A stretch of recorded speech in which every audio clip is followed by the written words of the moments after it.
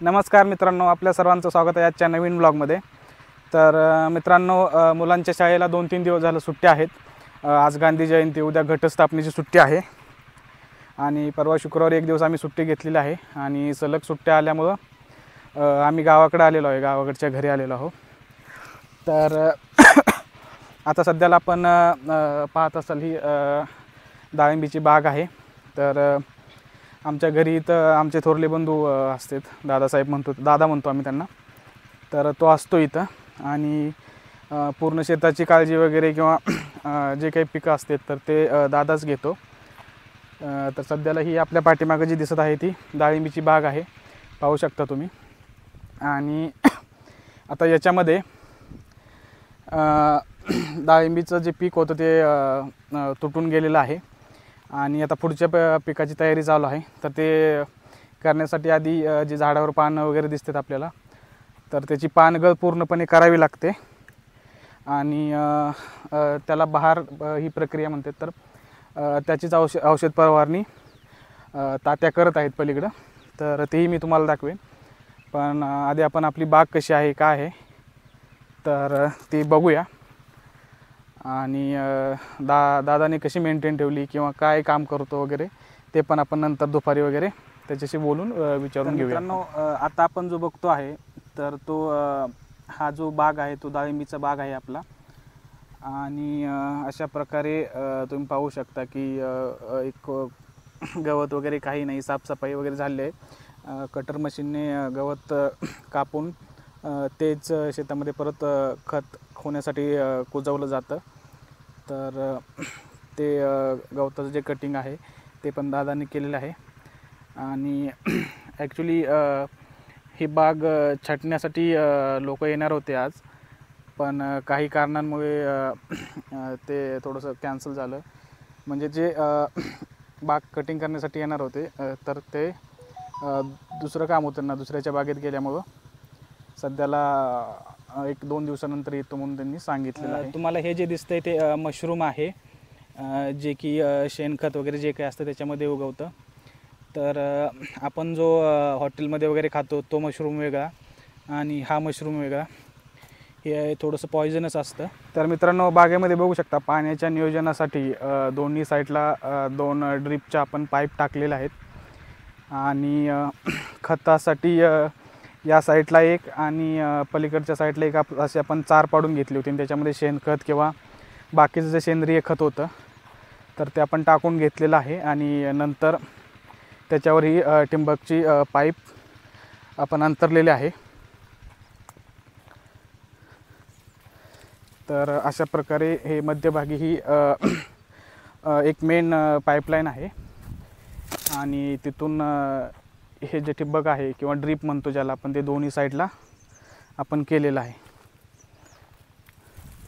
तर या प्लॉटमध्ये साधारण 400 झाडं आहेत आमची आणि आय थिंक हा तिसरा बहार आहे आम्ही आता जो पकडणार आहे। याच्या आधी 2दा याची तोडणी झालेली आहे।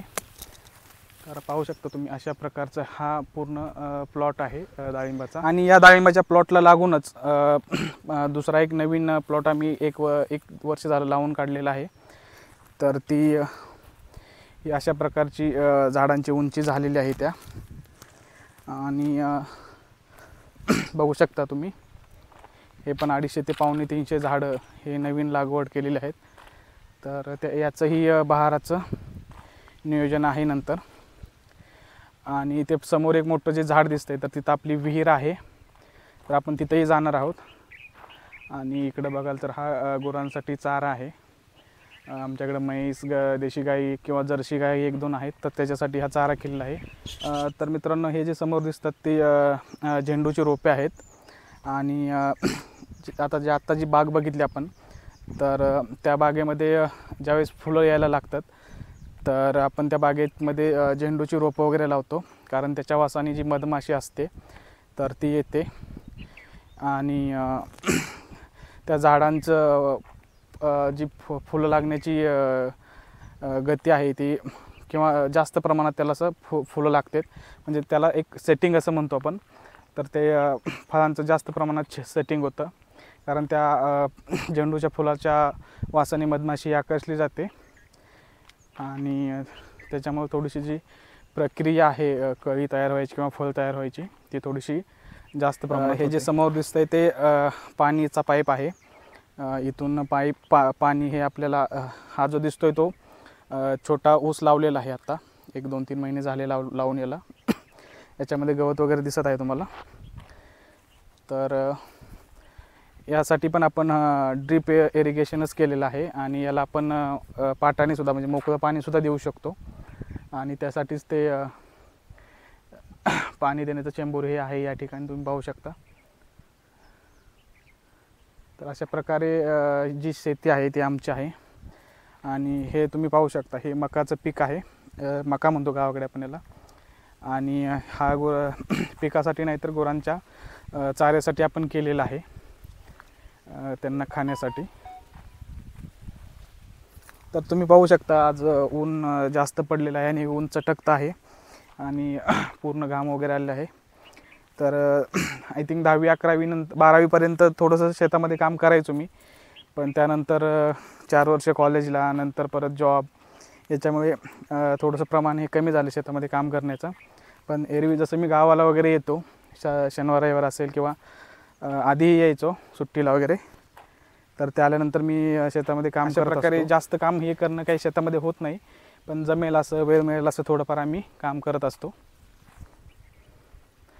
आणि हे जी शेती आहे पूर्ण आमची, ते म्हणजे आमचे वडील तात्या आणि आमचं मोठे बंधू राहायचं दादा, जे दोघं तात्या अशा प्रकारे औषध फवारणी करत आहेत.